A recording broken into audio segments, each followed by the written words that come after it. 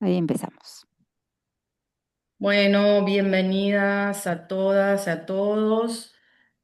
Este es el ciclo de episodios cartográficos que organiza el Grupo de Historia y Epistemología de las Cartografías y las Imágenes Técnicas, que es un grupo de trabajo del Instituto de Geografía de la Universidad de Buenos Aires.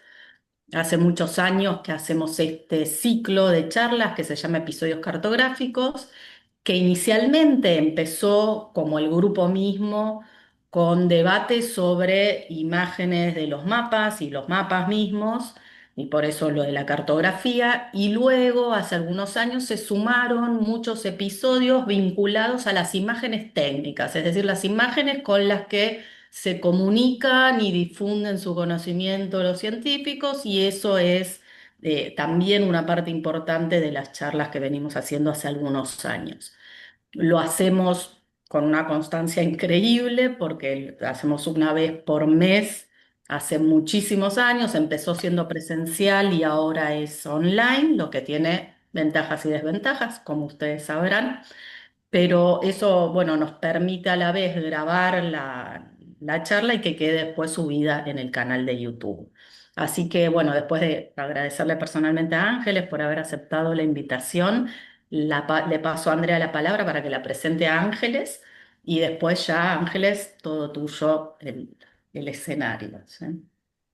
Bueno, Ángeles Tepper es bioingeniera por la Universidad Nacional de Entre Ríos y doctora en neurociencias por la Pontífica Universidad Católica de Chile. Actualmente se desempeña como investigadora postdoctoral en Connect Lab en Wayne State University de Michigan, Estados Unidos.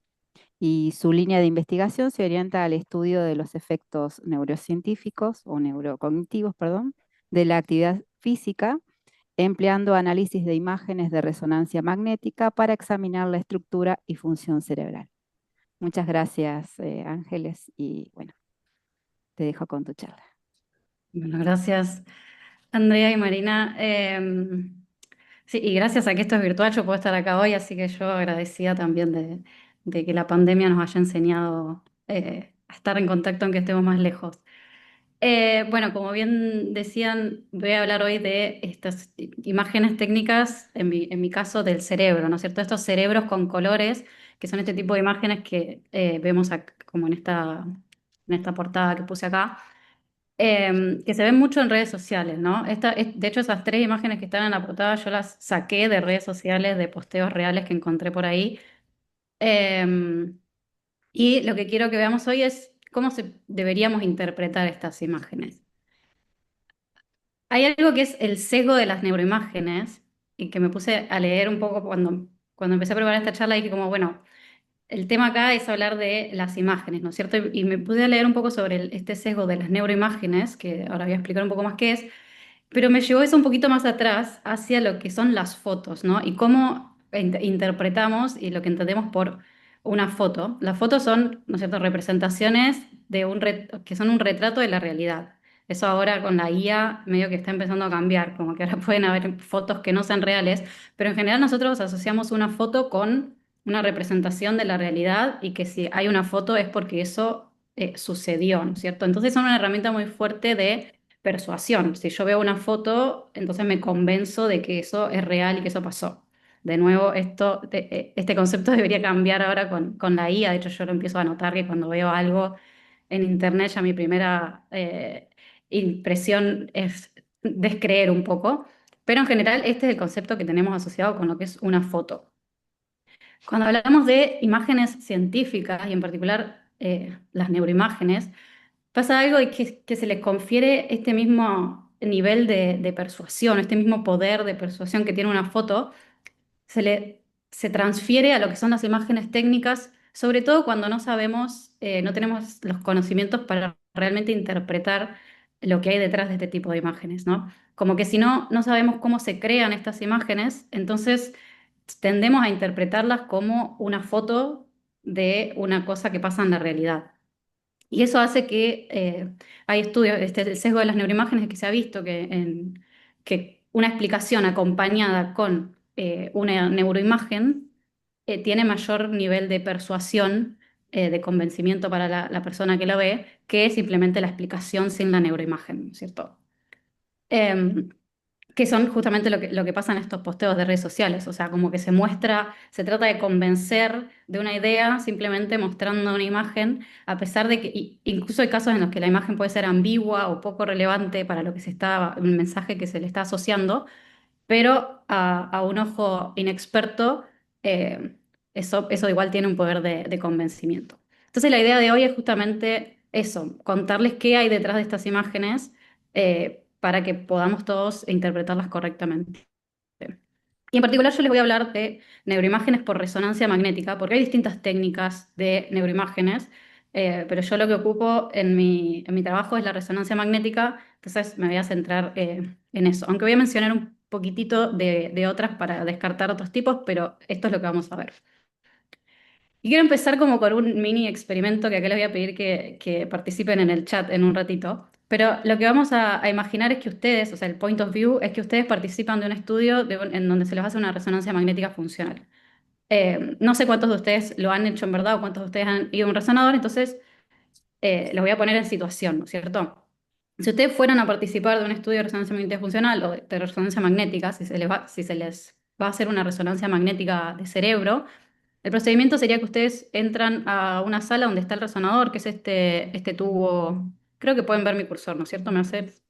Sí, ok. Sí. Sí, sí, Eh, sí. este tubo que está acá y este es el resonador magnético, ¿no? El aparato. Lo que ustedes harían si van a hacerse una resonancia magnética es que se acuestan en esta camilla, se les pone esto sobre la cabeza porque esa cosa blanca es lo que actúa como antena, entonces se ubica en la parte del cuerpo donde se quiere tomar la imagen, en este caso el cerebro, entonces se ponen sobre su cabeza. Y después esa camilla se desplaza hacia adentro del resonador y ustedes quedan, así como en la tercera imagen, con el medio cuerpo, digamos, dentro de ese tubo. Por eso las personas con claustrofobia por ahí a veces tienen problemas para hacerse resonancia magnética porque uno queda dentro de ese tubo y tiene que quedarse muy quieto ahí eh, durante, por ejemplo, lo que dure el estudio, pero puede ser 40 minutos, una hora, que uno tiene que estar ahí lo más quieto posible.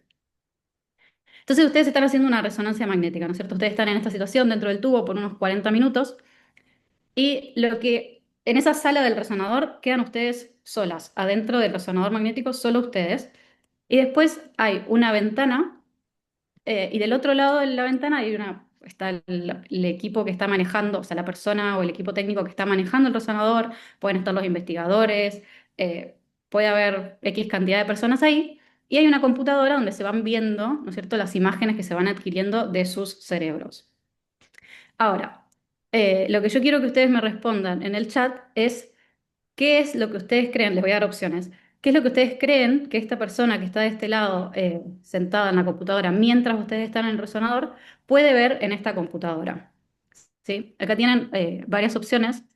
Pueden decirme más de una en el chat, con el numerito pueden poner uno, dos, tres, cuatro, la que ustedes crean que esa persona, mientras ustedes están en el resonador, puede estar viendo sobre el funcionamiento de su cerebro. Se puede escribir en el chat. Yo abrí, me sale para mandarle a Andrea en realidad. No sé si. Bueno, sí, sí, se puede. A ver. Ah, es cierto, aparece como Andrea. A ver, para. Solo está permitido para que mandar a Andrea. Sí, Andrea solo permite mandarte a vos. Bueno, mándenle a Andrea y Andrea los lee en voz alta. Ahí Así va. es más anónimo. Sí, muy Andrea lee bien. menos numeritos, a ver. No Gracias. sabemos quién los manda. Bueno, pero un momento que podamos pensar un poquito, danos. Exacto, sí, sí, sí, sí. Yo me tomo un mate, ustedes piensen.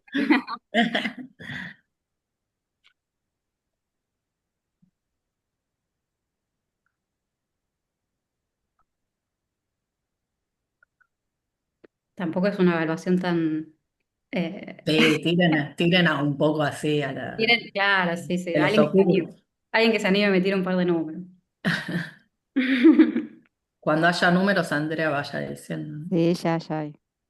Léelos, léelos, a ver qué onda. 6, 6, 6, 4, 4, 6, 3, 4, 6, 3, 4, 6, 1, 3, 4, 6, 7, Ok, 3, 6, 3 y 7, 6 y 3, 8, 4, 4 con pregunta. Ok, bien, bien. Estamos súper. O sea, Fiorella dice que le causará curiosidad según su experiencia previa u otros estudios similares. bien. Eh, o sea, las más votadas serían 3, 6, ¿no es cierto? 6, 4 y 7. sí, exacto. Bien. Bueno, no están tan mal, ¿eh? Las correctas son las 4 y las 6, ¿sí? Esas son las únicas dos imágenes que la persona que está del otro lado del resonador podría estar viendo en tiempo real mientras ustedes están en el resonador. Y ahora vamos a ver por qué, ¿no es cierto? Y qué es lo que sí, qué es lo que no. Primero vamos a descartar la 3, una de las más votadas, que es una imagen de una tomografía axial computada, o lo que se llama un TAC. Esta no es una resonancia magnética, esta es una imagen, todos estamos familiarizados con lo que son las radiografías, ¿no es cierto? Uno se hace una radiografía de tórax o lo que sea que se usa rayos X. En la tomografía se usan los mismos rayos X, pero se toman muchas radiografías, entonces es eso de distintos ángulos y eso permite formar una imagen tridimensional. Eh, pero como ustedes ven acá, los bordes, por ejemplo, la estructura del cerebro en una tomografía, no se ve tan claro los límites entre lo que es, por ejemplo, sustancia gris, sustancia blanca. Es una imagen un poco borrosa. Pero esta imagen es más barata y más rápida que una resonancia magnética y se usa bastante en la clínica. Si uno tiene un golpe en la cabeza, se hace una tomografía rápida para ver si no hay un derrame o ese tipo de cosas. Se usa mucho la tomografía. Después, la imagen, que no es el número la 8, esta también es otro tipo de neuroimágenes, que es lo que se llama PET, tomografía por emisión de positrones. En este caso la técnica también es diferente y este tipo de imágenes es más invasiva que lo que es una resonancia magnética porque para hacerse un PET ustedes le tienen que inyectar una sustancia radiactiva y lo que se emite es lo que se mide es esa emisión de radioactividad y se pueden usar distintas inyecciones con distintas sustancias. En general lo más común es usar como un primo de la glucosa pero radioactivo que entonces lo que se puede ver es qué partes del cerebro, en este caso, están consumiendo más glucosa, o sea, que están más activas metabólicamente. Pero esto también eso entonces se usa mucho en la clínica, también se usa mucho para el estudio de tumores, por ejemplo, porque justamente los tumores tienen mucha actividad metabólica y se puede ver ese tipo de cosas. Pero este tipo de imágenes donde se ve como una imagen de colores, pero que no tiene como un fondo tampoco del cerebro bien definido, en general estas son imágenes de PET. Entonces, sacando esas dos, que son otro tipo de técnicas, que no son resonancia magnética, que son otro tipo de imágenes adquiridas de otra forma, con otro aparato, digamos, nos quedan todas estas. Y todas estas sí son, digamos, representaciones de resonancia magnética, de una forma o la otra. Pero hay dos tipos dentro de esto. La 4 y la 6, que son las que eran correctas, son las imágenes crudas, ¿sí? Las imágenes que realmente salen del resonador magnético así tal cual, y que es lo que se puede ver en tiempo real. Después todas las demás son resultados de análisis que se hacen posteriores, son resultados de investigaciones y de análisis estadísticos que se hacen eh, a posteriori, digamos, no en tiempo real. Entonces, quiero ahora mostrarles, para que esta idea quede más clara, dos de estas imágenes reales y crudas que salen del resonador, ¿sí? Eh, ¿Están viendo acá? Sí, ¿no?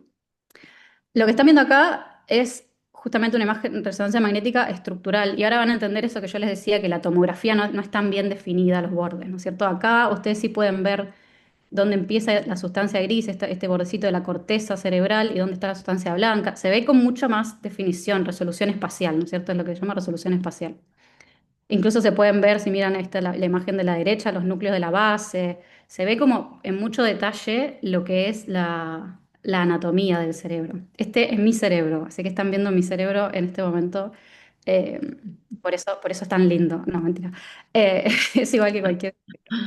Pero este es mi cerebro y pueden ver bien definido, incluso el cerebelo, se ve como la estructura, ¿no es cierto? Esta es una imagen estructural, de resonancia magnética estructural. Para tomar esta imagen, ustedes tienen que estar en el resonador más o menos como 5 minutos, ¿sí? En 5 minutos se toma como esta foto completa.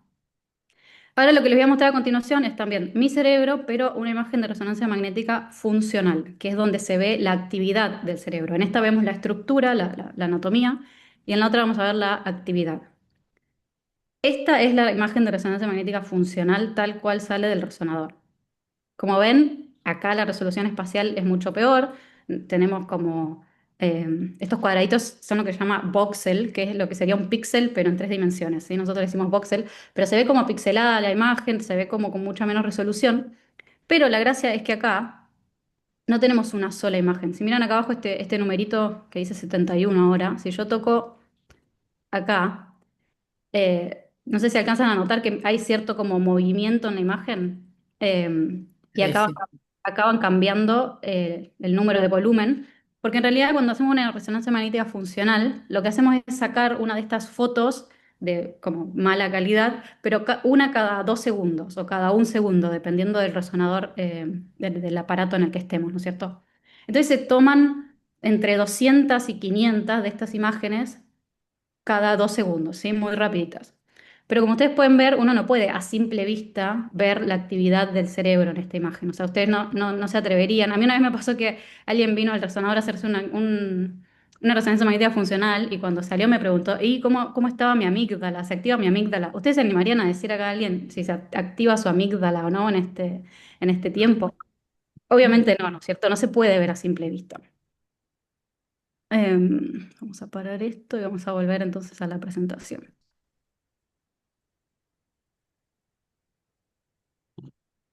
Entonces, esa es como la primera conclusión que quiero dejarles hoy, es que las neuroimágenes no son fotos del cerebro como nosotros interpretamos una foto como algo que está pasando en la vida real, porque la actividad del cerebro no es algo que se pueda ver a simple vista, ¿sí? Lo que está arriba no es algo que podamos ver a simple vista, lo que está abajo, sí, ok, eso es lo que vemos y con eso es lo que partimos a trabajar cuando hacemos neurociencia. Entonces ahora quiero hablar de dos tipos de imágenes, ¿sí? Voy a hablar primero de lo que es las imágenes estas de activación del cerebro y después rapidito de conectividad funcional, que son como los dos tipos de análisis más comunes que se hacen en resonancia magnética.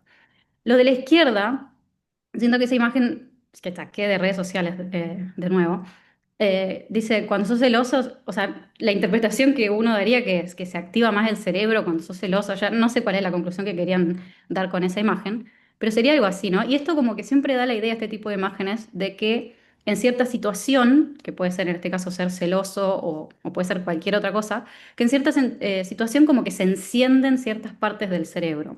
Y si yo hablo de que se encienden, un poco estoy dando el mensaje de que hay otras partes que no están encendidas o que están apagadas, ¿no es cierto? Que se enciende más o se enciende menos, que hay áreas más encendidas o menos encendidas. Entonces vamos a hablar un poco en realidad de qué es lo que estamos viendo en esas fotos rápidas que yo les mostré recién medio feas.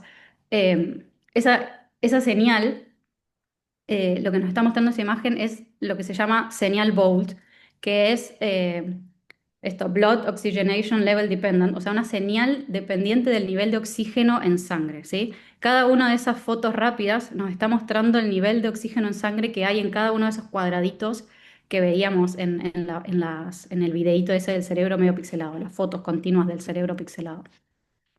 Y para entender esto, una analogía muy sencilla es pensar cuando uno sale a correr, que todos sabemos que cuando corremos nos aumenta el flujo sanguíneo hacia las piernas, ¿no es cierto? Porque nuestro músculo de las piernas necesitan más nutrientes para que nosotros podamos correr y hacer su actividad. Los músculos necesitan esos nutrientes, entonces nuestro cuerpo lo que hace es mandar más flujo sanguíneo a las piernas. Lo mismo pasa en el cerebro. Cuando hay una parte del cerebro que necesita hacer más su actividad, aumenta el flujo sanguíneo hacia esa zona del cerebro. Si en esa parte del cerebro empieza a haber más flujo de nutrientes porque esas neuronas están más activas y necesitan consumir más. Pero ahora, cuando uno corre, no se le apagan los brazos, ¿no es cierto? O sea, el flujo sanguíneo va siempre para todos lados y los cambios en realidad son muy chiquitos. Esta señal Bolt que nosotros estamos midiendo con esas fotos que les mostré antes, son cambios en un 3%. Por eso es que no los podemos ver a simple vista, porque son cambios muy chiquitos que se dan en distintos momentos hacia distintas partes del cerebro, más flujo de sangre, menos flujo de sangre, dependiendo de lo que estemos haciendo, ¿no es cierto? Pero eso es la clave, digamos, no es que el resto del cerebro está apagado, el cerebro está siempre recibiendo flujo sanguíneo, manteniéndonos, de hecho el cerebro consume muchísima de la energía que consume nuestro cuerpo diariamente, el 20% es consumida por nuestro cerebro, aunque no estemos haciendo nada, ¿sí? O sea, el cerebro está siempre en funcionamiento completo, pero estos cambios chiquitos de flujo sanguíneo es lo que medimos con la resonancia magnética funcional. Entonces, ¿cómo pasamos de esa imagen toda borrosa? No se asusten, no voy a entrar en detalle de lo que es esta imagen, pero ¿cómo pasamos de esa imagen, de esos cambios de flujo sanguíneo que se ve todo borroso en esa imagen, a lo que vemos en redes sociales, ¿sí? En realidad, las neuroimágenes que vemos en redes sociales son resultados de comparaciones estadísticas. Y, o sea, uno parte con lo que serían las imágenes esas crudas que les mostré al principio, y después terminamos en algo como esto, ¿no es cierto? Lo que son las cosas que vemos en redes sociales. Y en realidad lo que hacemos en el medio, todo esto, que vamos a dejarlo como una caja negra, lo que hacemos es hacer una pregunta, que puede ser, por ejemplo, ¿a dónde aumenta el flujo sanguíneo cuando hacemos operaciones matemáticas? O puede ser, ¿qué es diferente entre una persona celosa y una persona normal? O sea, ahí habría que ver cuál es el experimento que se hizo en esa publicación de redes sociales, que la verdad no lo desconozco, pero se hace un tipo de pregunta así, que puedo estar comparando dos grupos o puedo estar comparando esto cuando hago operaciones matemáticas versus cuando no hago operaciones matemáticas. Y lo que se hace es con software y con computación y con programación, hacer esa pregunta en cada uno de esos cuadraditos que vimos en la imagen medio pixelada que yo les mostré. Cada uno de estos cuadraditos son voxels, ¿sí? Que es lo análogo a un píxel, pero en 3 dimensiones. Y a cada se aumenta o no el flujo sanguíneo cuando hago una operación matemática, ¿sí? Esa pregunta se la hago con programación, haciendo con programas estadísticos. Y lo que yo obtengo es una respuesta de sí o no, digamos, de si el test estadístico es significativo, digamos, pero básicamente es si la respuesta, para cada cuadradito voy a saber si sí o si no. Si aumenta el flujo sanguíneo cuando hago operaciones matemáticas, para este cuadradito sí, para este cuadradito no, para este cuadradito sí, para este sí, para este sí, para este sí. Y después lo que hacemos es como una cosa de colorear, esta analogía la escuché este año de una compañera acá y me gustó mucho, que es como estos dibujos para colorear, que coloreamos según el número. Lo que hacemos es, en donde el resultado del test estadístico fue significativo, o sea, mi respuesta a esta pregunta, ¿dónde aumenta el flujo sanguíneo? Me dio que sí, esos cuadraditos entonces los pinto. Y eso es lo que muestro y lo que se muestra en redes sociales, ¿sí? Es un cerebro con las partes pintadas donde mi test estadístico me dijo que tenía que pintarlas, ¿sí? Obviamente en el medio pasan muchas cosas, muchos procesos, pero eso es el resultado. O sea, el resultado de mi comparación estadística lo coloreo de cierta manera. Y después hay distintas formas de colorear. O sea, yo puedo elegir colorear este tipo de cerebro con esta imagen de fondo, o puedo colorear este otro cerebro con esta otra imagen de fondo. Puedo tener colores azules y rojos, por ejemplo, si quiero mostrar que en algún lugar algo disminuye, en otro lado algo aumenta, como que el azul suele ser un color como que implica reducción y el rojo aumento, ¿no es cierto? Eh, pero el template, digamos, la base de lo que yo pinto puede ser esta otra, da un poco lo mismo. O sea, eso es una elección medio como eh, de los investigadores, de una elección estética, digamos, ¿no? De si quiero elegir este tipo de cerebro para colorear o este tipo de cerebro para colorear, y uso un software diferente que me permite colorear apropiadamente, ¿no? Pero la pregunta, digamos, estadística es lo que me dice y lo que me da la información en realidad de cómo interpretar esta imagen. Yo estas imágenes así por sí solas no les puedo decir, o sea, yo siendo doctora en neurociencia tampoco puedo decir qué significa esta imagen, porque para poder decir lo que significa esta imagen necesito saber cuál fue la pregunta estadística que se hizo, con qué imágenes se partió inicialmente, o sea, cuáles eran las imágenes crudas que se estaban analizando, qué tipo de imágenes. Em, etcétera. O sea, lo que me está mostrando esto es solamente un resultado de una comparación, pero si no sé la comparación, no puedo decir mucho al respecto. Entonces, esa como segunda conclusión es que no hay áreas encendidas o apagadas, sino que medimos los cambios en los niveles de sangre oxigenada asociados a distintas condiciones o grupos, a esa pregunta estadística que me hago, que puede ser, como les decía antes, lo de las operaciones matemáticas, o si una persona mientras está celosa o mientras no está celosa, o mientras hago deporte, mientras no hago deporte, etcétera. Cualquier tipo de pregunta que ustedes se imaginen. Y por último, quiero brevemente mencionar qué es lo de la conectividad funcional, porque a veces vemos también en redes sociales este tipo de imágenes, ¿no? Que muestran como conexiones en el cerebro. La conectividad funcional simplemente se basa en esto que les muestro a la derecha. Yo les mostré que tengo esa imagen con cada uno de esos cuadraditos de los píxeles de la imagen. Tengo muchas fotos, ¿no es cierto? Acá estos tiempos, cada una de estas rayitas sería una de esas fotos borrosas que le mostré. Y acá tenemos dos zonas del cerebro, la zona roja y la zona azul, ¿no es cierto? Para cada una de esas fotos yo puedo ver cuál era el nivel de oxígeno en sangre que tenía esa parte del cerebro, ¿no es cierto? Entonces, para la foto 1, el área roja estaba acá y el área azul estaba acá. Para la siguiente foto estaban acá, la tercera foto, y así puedo construir como una señal que me dice cómo va variando el flujo de sangre oxigenada en cada parte del cerebro. Y lo que yo hago, lo que se hace en la conectividad funcional es ver si se parecen o no, porque acá yo veo que estas dos empiezan acá, después las dos bajan un poquito y después terminan subiendo. Entonces estas dos áreas se parecen mucho. Cuando aumenta el flujo sanguíneo en una, también aumenta el flujo sanguíneo en la otra.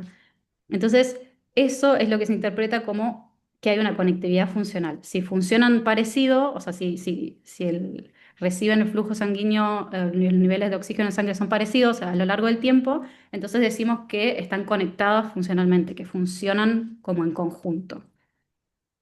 Y eso mismo se puede hacer o sea, lo puedo hacer cada uno de estos puntitos, que vemos acá a la izquierda, cada uno de estos puntitos yo puedo saber cómo va variando esa señal y después me fijo si se parecen o no. Acá sí, o sea, lo que hacemos es una correlación de Pearson para los que sepan un poco más de estadística, pero simplemente es ver cuánto se parecen o no estas señales entre distintas partes del cerebro. Por ejemplo, acá si ven la roja y la verde, ven que alrededor del tiempo 4, acá 4 minutos, hay como una caída de las dos. Y acá vemos que el valor de esa comparación, de si se parecen o no, es 0,55. Y lo que se hace es elegir un umbral y digo, por ejemplo, arriba de 0,5 dibujo la línea. Y si no, no. Entonces, eso es lo que vemos acá, ese cambio de que ahora se parecen más y ahora se parecen menos distintas áreas, qué sé yo.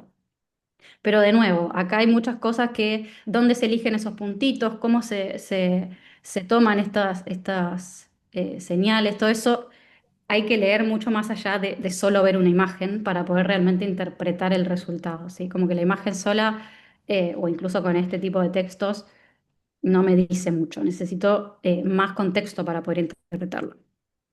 Pero simplemente eso, la conectividad funcional mide cuánto se parece la señal Bolt, o sea, los cambios de niveles de oxígeno en sangre, entre dos áreas cerebrales.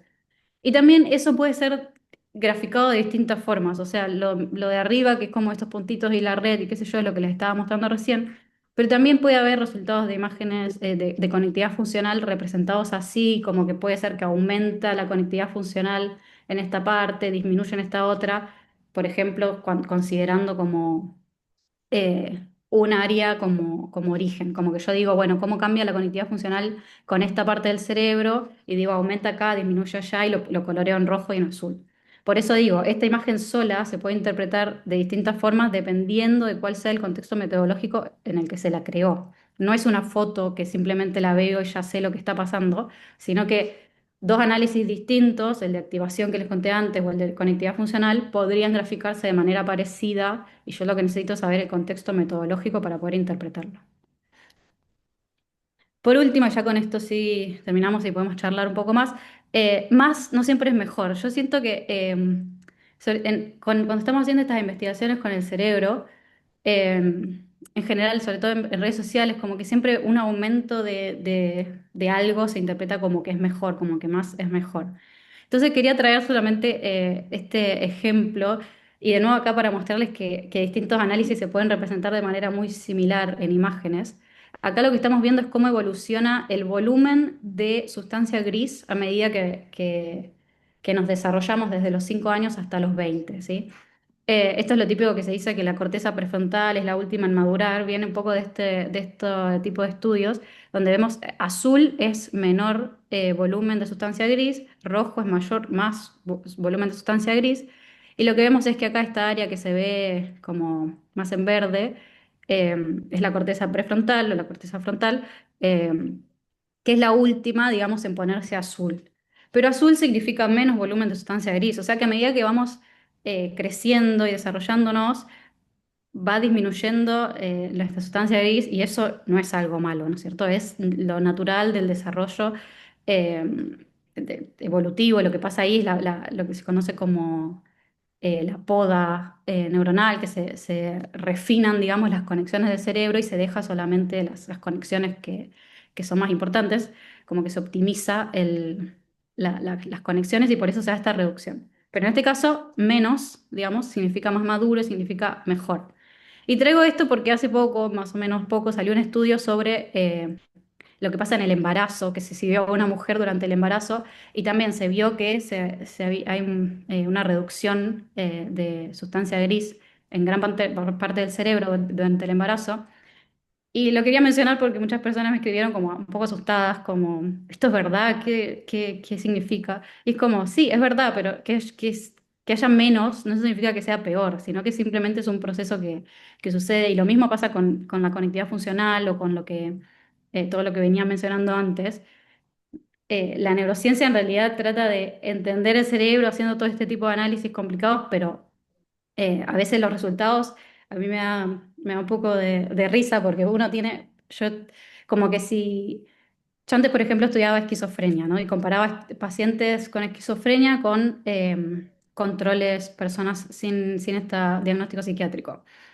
Y comparábamos, ¿no es cierto? Y cuando hacemos un análisis de conectividad funcional, si hay mayor conectividad funcional en las personas sanas, entonces decimos, entonces en la esquizofrenia hay una reducción de esto, pero si en la esquizofrenia hay más, entonces decimos que lo que pasa en las personas sanas es que está más optimizado el circuito y no sé qué. Como que la interpretación del resultado depende también de lo que estemos estudiando. A veces más es mejor y a veces menos es mejor.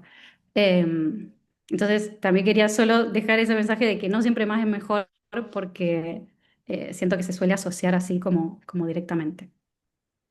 Entonces, conclusiones de todo esto. El uso de las imágenes del cerebro puede ser persuasivo y siento que estar como alerta de que ese sesgo existe es importante para tener como esta precaución de, ok, me están mostrando una foto del cerebro, quizás me quieren convencer de algo acá, eh, no es realmente una foto, sino que necesito tener contexto metodológico para poder interpretar realmente lo que hay detrás de esa imagen por todo esto que les dije también, que la actividad del cerebro no se ve a simple vista, no hay áreas encendidas o apagadas, sino que lo que estoy mostrando son cambios muy chiquitos de como flujo de sanguíneo y de oxígeno en sangre a distintas partes del cerebro. Y la conectividad funcional mide cuánto se parece entonces esa señal entre dos áreas. Y por último, que más no siempre es mejor. Bueno, y ahora tenemos como unos 20 minutitos para que charlemos. Bueno, Bueno, muchas gracias, muchas Ángeles. gracias, Ángeles. Bueno, muy interesante. Abrimos a preguntas. Pueden directamente abrir sus micrófonos y preguntar y después si nos amontonamos porque hay mucha gente preguntando. Igual la gente no es tan desenvuelta en general en las charlas. Nos turnamos, pero en principio, si alguien quiere... ¿Pueden levantar la mano? Es que deberíamos. Bueno, También pueden levantar las manos, pueden abrir el micrófono, el que no se anima puede mandarle por chat a Andrea la eso. pregunta también. Hola, Fiorella, ¿se ¿quieres escucha preguntar? ahí? Sí, Sí, dale, Gloria. te Hola, escucho. bueno, Bueno, Ángeles, encantada. Hemos hablado alguna que otra vez por Instagram, sigo tu trabajo hace tiempo. Nada, para mí que soy de marketing, tener este tipo de encuentros es espectacular porque justamente lidiamos mucho con la desinformación y me parece súper interesante. Quería aprovechar para preguntarte, yo trabajo mucho con el mundo empresa y hay como toda una revolución de esto del comportamiento. Creo que todo marketing está en una crisis de confianza y justamente se está apoyando bastante en las neurociencias para ver, bueno, por dónde va a explotar esto, pero quería saber si tenías conocimiento de si hay alguna entidad, institución o demás que está aplicando este tipo de técnicas como servicio para empresas desde una regulación ética o metodológica o alguna institución, más allá del Instituto de Neuromarketing que sé que existe en Estados Unidos, donde sea confiable poder leer, no sé, papers sobre, más allá de PubMed, pero digo, papers sobre el comportamiento, de consumo, de compra y demás. Nada, cualquier dato sobre eso será más que bienvenido.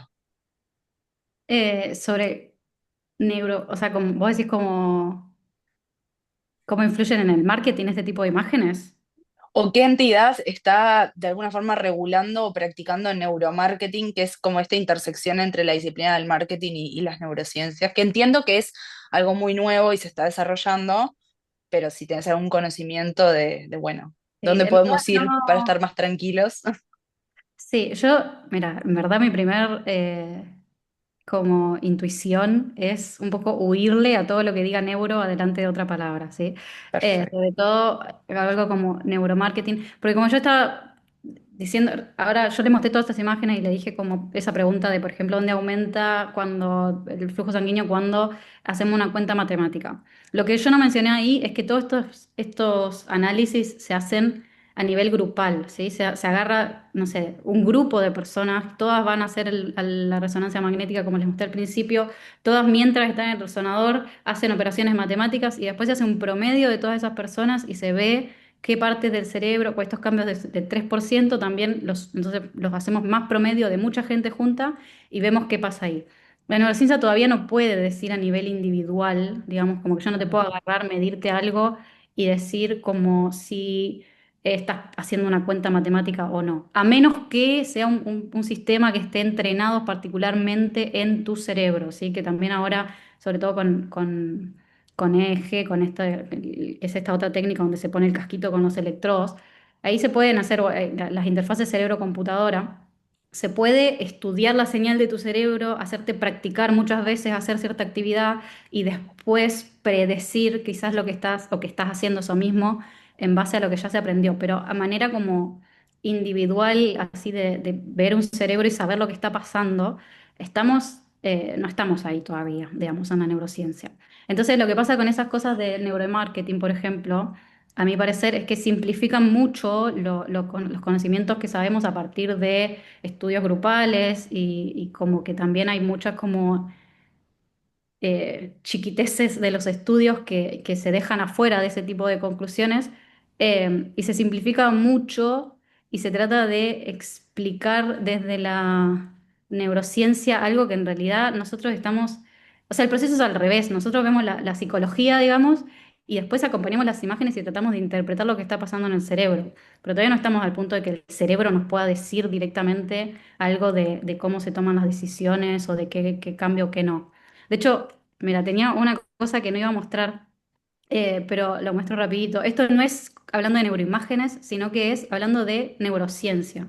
Si alguien explica algo agregándole neurociencia, las que son explicaciones malas, que no tienen sentido, o sea, cuando yo te explico un fenómeno psicológico usando neurociencia, que quiere decir mencionando el cerebro, simplemente mencionando un área del cerebro o algo así, la gente tiende a pensar que la explicación es mejor, incluso cuando es una explicación que no te está Claro. dando realmente la base.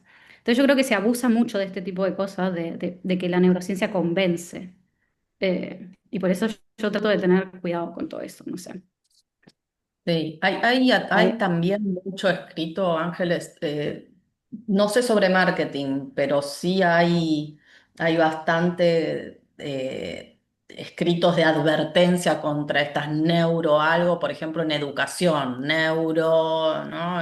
Y gente que labura con neurociencias y educación diciendo, ojo que, ¿no? El 70% de las cosas que andan por ahí dando vueltas dicen neuroeducación o neuro no sé qué, y están como apresurándose, ¿no? Y yendo más allá de lo que la propia imagen de la neurociencia puede decir, predecir, Sí, etcétera. tampoco quiero decir que todo lo que hay es como mentira ni nada, porque en No, no, realidad, no, no, eh, no, no, claro, no, y sobre todo en neuroeducación, digamos, yo conozco gente, pero también ellos mismos dicen este tipo de cosas como, ojo, porque claro, ojo, pero sí. yo, mi consejo sería ver quién está detrás de eso y si esa persona tiene formación científica, sobre todo, o sea, por lo menos un máster, eh, pero ojalá un doctorado, digamos, y que sea alguien que entienda realmente cómo se hace la investigación que está detrás.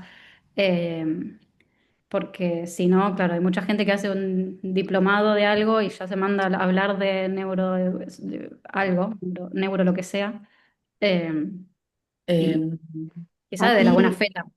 perdón, Ángeles, aquí Catalina no. pregunta, Ah, sí, que quiere preguntar sobre los principales software que utilizas para, o que se utilizan para realizar esos análisis de fMRI. Ya, lo que yo mostré recién, las imágenes, ese software que usé para mostrarlas es FSL. Em, Ese yo lo uso bastante para visualización y también se usa para hacer análisis, pero yo en realidad mis análisis los hago programando en Python y en R. Hay paquetes de Python para trabajar con neuroimágenes. Hay mucho hecho, digamos, que se puede como aprovechar. No es que uno tiene que programar desde cero, sino que hay mucho ya hecho. Pero yo uso Python, R y después los software como más específicos de neurociencia son FSL, FreeSurfer es más para imágenes estructurales. Después está AFNI y SPM, SPM, también son como parecidos a FSL. Eso, yo uso más que nada eso que te mencioné al principio.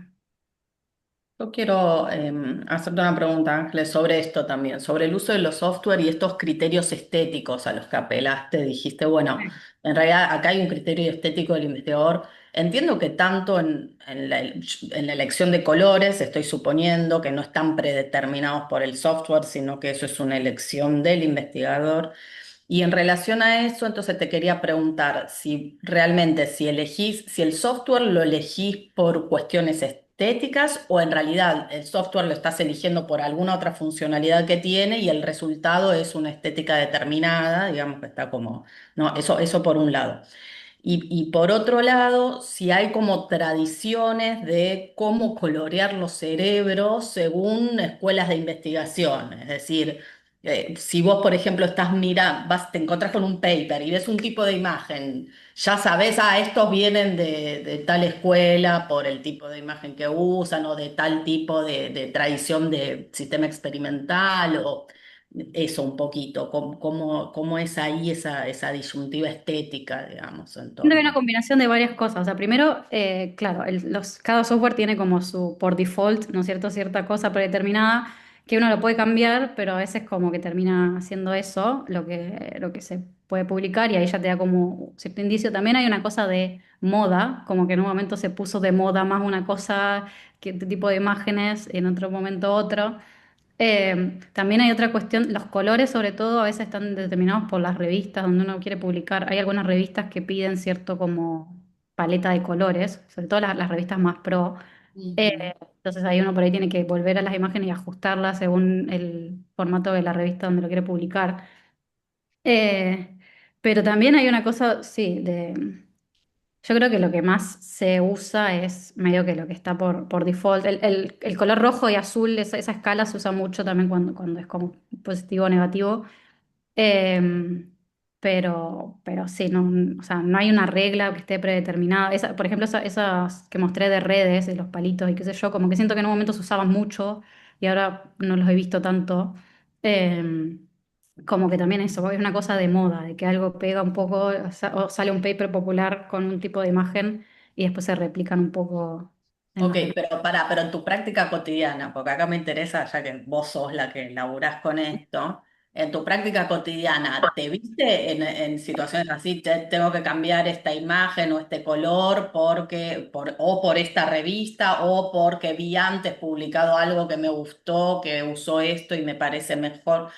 ¿No? Ahí, ¿cómo andás vos por esos andariveles? No, no en general qué se puede y qué no se puede, sino a vos cómo te resulta. ¿Estás muy padronizada, digamos, ya usás un software, unos colores desde hace muchos años y ya está, y no te mueves de ahí? O, bueno, vas moviéndote un poco dentro Yo, de por la... ejemplo, yo uso FSL, ese que les mostré, para visualizar y me acostumbré porque los distintos software que mencioné son de distintas, como que salieron de distintas universidades. FSL viene de Oxford eh, Mm, y SPM, por ejemplo, viene de Stanford. Entonces hay como que distintas escuelas de investigadores que desarrollaron su software y que después terminaron siendo como software paralelos que hacen distintas cosas. Y como que depende de uno de la escuela de donde uno viene. Yo aprendí, o sea, me enseñaron primero SPM, después yo medio que fui para FSL porque encontré más material como de las cosas que quería hacer en FSL. Y después como que tuve la suerte de poder hacer un curso de Oxford y ahí me enseñaron como bien en detalle todo el software y entonces, bueno, para mí ese es como el más cómodo y me quedo ahí. Y como que cuando salgo de eso lo hago porque, no sé, de repente tengo ganas de aprender otro o veo otra imagen que me parece linda y digo, ay, a ver, si tengo un poco de tiempo, quiero aprender a usar esta otra cosa. Pero en general yo lo que hago son imágenes, por eso volví a esta diapositiva, imágenes más parecidas a lo que sería esto que es como el cerebro este de fondo y encima los manchones de las áreas que son significativas a mi pregunta estadística. Eh, pero también ahí hay un tema de elegir el corte que uno, o sea, qué nivel del cerebro cortar, porque yo estoy mostrando solo una lámina, ¿no es cierto? Claro, claro. Entonces también ahí hay que jugar. Por eso también en un momento se empezaron a usar esas imágenes más tridimensionales, pero si tenemos un resultado interno no se ve, entonces después había unos cerebros como más que llamaban glass brain, como transparentes y que puedes ver como medio...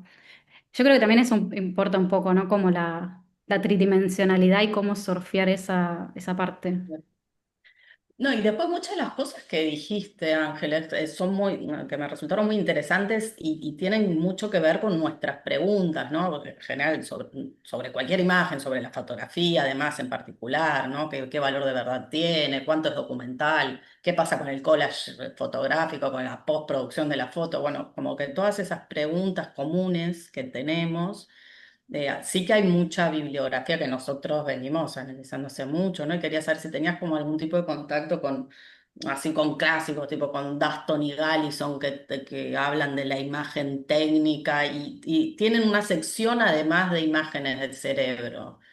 Entonces, si eso no lo conocías, me parece No lo que conozco, me encantaría sí conocerlo, así que... se llama Objetividad, es un libro, y desde Lorraine Dustin y Peter Gallison. Y bueno, y entonces ahí está como solapada estas preguntas por la imagen, la postproducción en este tipo de imágenes técnicas y otras, ¿no? Y bueno, y ahí podés encontrar, me parece, con bastantes referencias a estos debates como más transversales, ¿no? Que es lo que nada, creo que nos Sí, enriquece no, a todos. me gustaría. Mm, Sí, y además, eso, o sea, justamente eso, como que lo que hay detrás de la imagen no es lo que uno piensa a primera vista, que es como una foto del cerebro en funcionamiento. No es eso. claro, Eh, claro. Claro.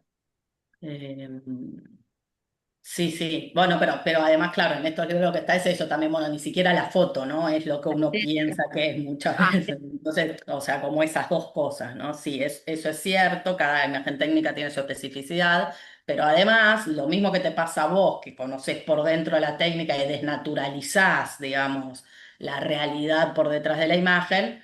Le pasa a los fotógrafos que trabajan con fotografía ah, científica, ¿no? También, que dicen, no, bueno, ojo con esto de que la foto, no sé qué. Entonces, me parece que sí, está interesante ese rulo, ¿no? De juntar todo. sí. Bueno, Andrea, ¿tenemos más preguntas ahí? No tengo más preguntas.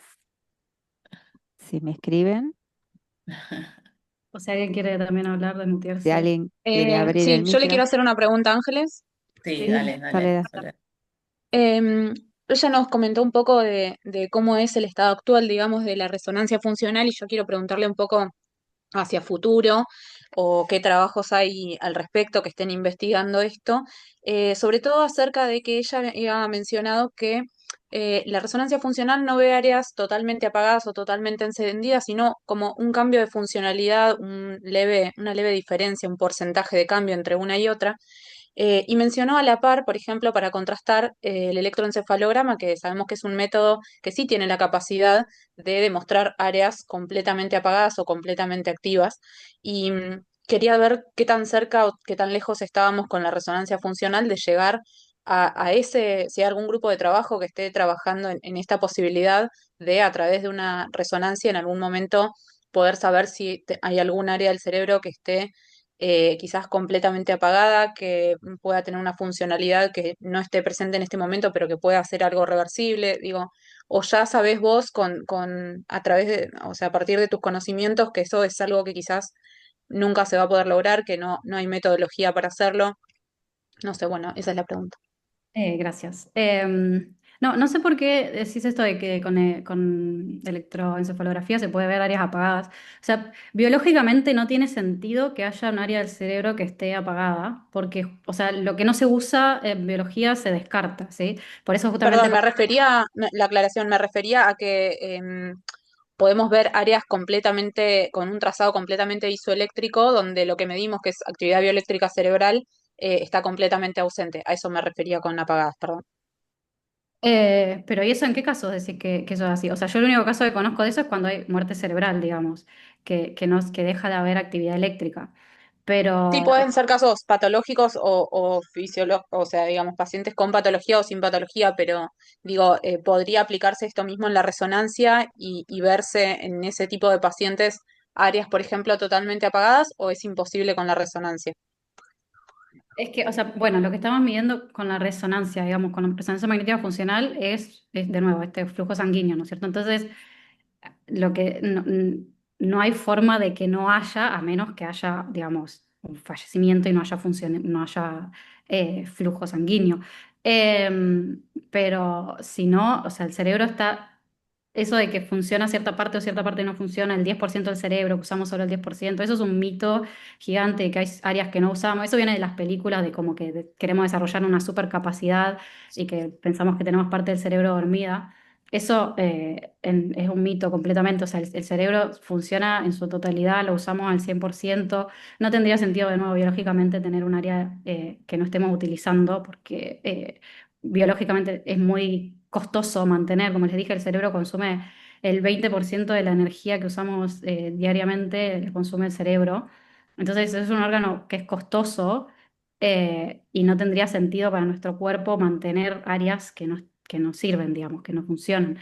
Eh, entonces, eso, con la técnica que sea, el cerebro se ve, o sea, funciona todo el tiempo. Actividad eléctrica también hay en todo el cerebro. O sea, con el electroencefalograma lo que no podemos ver son las áreas profundas, digamos, solo medimos lo que es más corteza como superficial por la técnica, pero no hay áreas que estén apagadas.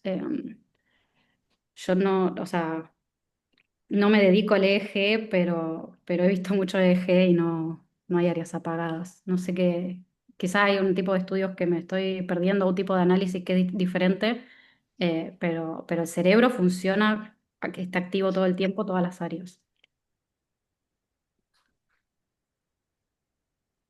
Bien, perfecto. No, igual sí, entiendo lo que vos decís y comparto que es así, que son eh, zonas que no tengan actividad bioeléctrica, tienen que ser zonas que hayan perdido el flujo y que quizás estén isquémicas o necróticas inclusive, o sea, que ya no vuelvan a tener actividad, pero bueno, eso también podría encontrarse por resonancia o no. Esa era la pregunta. Inclusive partes que no estén isquémicas o muertas, digamos, pero bajo el uso de ciertas drogas también se puede encontrar trazados del EEG que se ponen planos.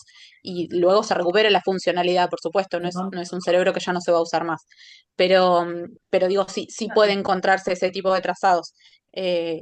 Consultará si la resonancia quizás alguna vez los podría encontrar o no. Pero bueno, solamente eso, no te quiero demorar más. Sí, no, quizás no conozco ese tipo de bibliografía, pero, o sea, como de que se haya apagado completamente un área, pero bueno, si querés después me lo puedes mandar y podemos charlar sobre eso. Ahí está. Por eso también quería dejar mi contacto, mi mail y mi Instagram. Siempre abierta a que me manden o charlemos cosas, lo que sea. Eh, Sí, yo acá también le mandé por el chat a Fiorella las referencias, bueno, de esto de atenti a trazar puentes muy rápido desde las neurociencias a otras áreas. Yo te mandé las que son más de neuroeducación, ¿no? Pero que es un Brewer, y ahí te mencioné ahí dos artículos. Te Eh, súper agradezco, Marina. ¿Me escuchan? sí, sí, sí, te Sí, escucho. yo estudié en realidad, hice un posgrado en neuromarketing y neuroventas con Néstor Braidot, que es un referente argentino, y un poco lo que me pasó, estuve en Salamanca este año y estuve con parte del equipo allá de Salamanca, y me quedó como trunca como la parte más científica. O sea, y de ahí mi interés de decir, yo obviamente aprendí un montón de cosas hace 20 años que me dedico a marketing, hay cosas que por el olfato y la experiencia uno se da cuenta que funcionan y venden. Ahora, yo estoy como en una búsqueda de ser como muy profesional a la hora de mencionar o plantear dentro de un equipo, una empresa, una verdad absoluta, porque no existe así, muchas veces el problema de marketing son humanos. Entonces, claro, estoy tratando de buscar, y me pasó que fui también a un evento con Stanislao, no me acuerdo el nombre. Bueno, Sí. también acá cerca en Punta del Este, y cuando me acerco me habla mal uno del otro, y después me dice que solo se estudia neuromarketing en Atlanta, y yo le digo, "Mira, yo tengo 2 hijos, no me voy a Atlanta un año", o sea, como que me doy cuenta que está todo un poco en pañales, y si bien yo tengo mucho interés de empezar a estudiar y a crear conocimiento, de hecho mi tesis fue 325 encuestas a profesionales para ver cómo incidía las creencias entre los 0 y los 6 años, o sea, lo que tú identificarías como un trauma infantil, en tus hábitos de compra y consumo. Son insights, no es una investigación científica, pero digo, empezamos a encontrar un montón de cosas. Y justo vi un posteo de Ángeles que hablaba de la muerte repentina con respecto al trauma infantil, pero claro, hay cosas del comportamiento que recién están empezando a coquetear, y me pasa eso, que a veces digo, hablo o no hablo del tema porque es muy delicado realmente, y la gente se sugestiona muchísimo, entonces creo que hay que tener mucha responsabilidad con el tema. Te súper agradezco el contacto, lo que me pasaste, no lo veo acá en el chat. Sí. A ver. Te lo Ah, pasó Andrea, ¿no? Andrea. perfecto. Sí. Bueno, ahí después, pero sí, pero va a ese punto un poco que te interesa, me parece. Muchísimas gracias. Igual yo creo que Ángeles, más bien, bueno, no sé, o la sensación que me quedó, más que tirar una pauta de cómo sí usarla, es como, bueno, ojo que esto del cerebro el celoso y el cerebro normal, Total. consta que haya por detrás de eso un estudio. Ahora, no sé, Fiorella, ¿se fue? Ángeles se No, desconectó, ¿no? está ahí. Acá está, acá está. Después yo no sé, Fiorella, porque quizás, y no sé, Ángeles, qué opinas vos, pero claro, después por ahí la imagen que vende es una imagen trucha, es una imagen que no tiene constatación científica, pero como vos bien sabés, debes saber mucho mejor que nosotras, Fiorella, bueno, lo que vende por ahí no es la imagen técnica, es una fantasía armada, montada sobre la imagen técnica, ¿no?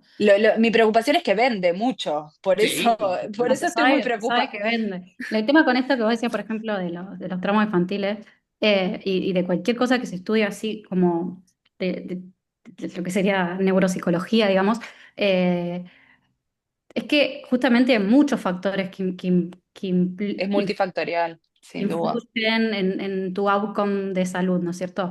Y es, o sea, lo que podemos estudiar es como factores de riesgo que se asocian con, pero a nivel individual, yo no te puedo decir que si te pasa A y B, entonces No. C. O sea, y eso es lo que se simplifica demasiado cuando se hace ese tipo de como de explicaciones o que se habla de la dopamina en exceso, como que Es que es una delgada línea entre contar un insight, tal vez de una investigación de 320, porque yo vi, por ejemplo, tu video de ChatGPT, si nos volvemos más tontos o no menos tontos, y era una muestra mucho más pequeña de la que hice yo, por ejemplo.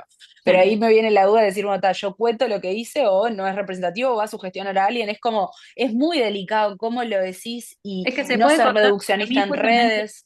para mí justamente eso, contar el proceso de lo que hay detrás. O sea, bueno, hicimos una Exacto, encuesta a 300 personas exacto, y vimos exacto. una proporción de riesgo mayor acá y allá. Y también como Oh, saber que eso puede ser, o sea, que una correlación no es causalidad, o sea, todo ese tipo de cosas, total. decirlas lo más posible y explicarlas como, explicar el contexto, no quedarse solo con un resultado y decir como eso, como que Y con la responsabilidad de informarse. Por eso les digo, mi idea es cada vez más meterme más en el mundo científico para justamente desde el marketing alertar a que no hay soluciones mágicas. Yo estoy viendo ventas de cursos millonarias que digo, pero esto no entiendo cómo se está vendiendo y se está vendiendo. Entonces es como, digo, che, hay que tener cuidado con esto. Pero bueno, por eso estoy acá, así que muchas gracias a todas. Sí, no, gracias Ustedes, a vos por mujeres del estar mundo científico.